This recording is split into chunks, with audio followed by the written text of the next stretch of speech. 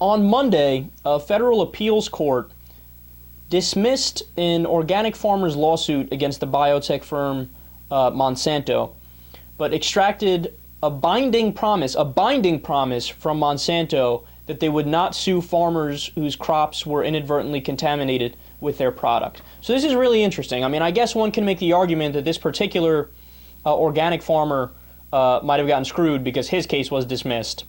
But in terms of the bigger decision of the court, which again, it was a binding promise that Monsanto is not allowed to sue people who inadvertently have GMOs on their field from them, that's actually a big win. So let me explain exactly what this means.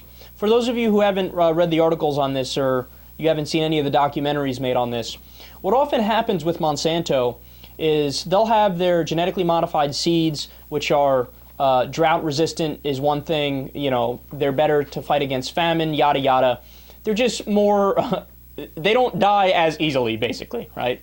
Well, what happens is their fields will be next to the field of a small town farmer or an organic farmer or somebody who has nothing to do with them. And just by normal things happening, like the wind blowing, for example, some of their seeds will get on the field of the organic farmers and the small farmers. And what ends up happening is people from Monsanto will notice that some of their seeds have gotten onto the field, and they sue them under patent law.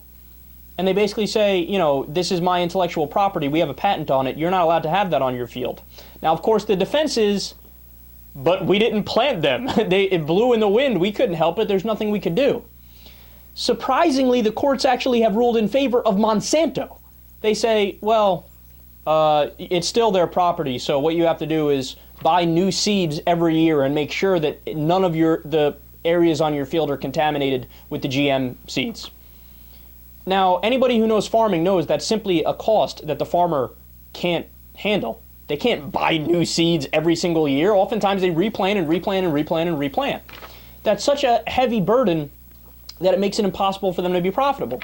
But on top of that, the other part of the ruling say, yeah, even though only like 0.01% of your fields got contaminated with the GM crops, since it is contaminated with the GM crops, Monsanto now has the right to all of your field. So Monsanto can just take the profit of the entire field. But wait a second, just one area has the GM crops that were theirs, and you're going to give them the entire field, even the non-GM crops? Well, yeah, under intellectual property law, if it's contaminated in one area, you stole it, therefore they have the right to your entire area. I mean, it's amazing that the courts ruled that way. And they didn't just rule that way in the United States, they ruled that way in Canada as well. Crazy, scary stuff. In fact, I smell corruption even though I can't prove it, right?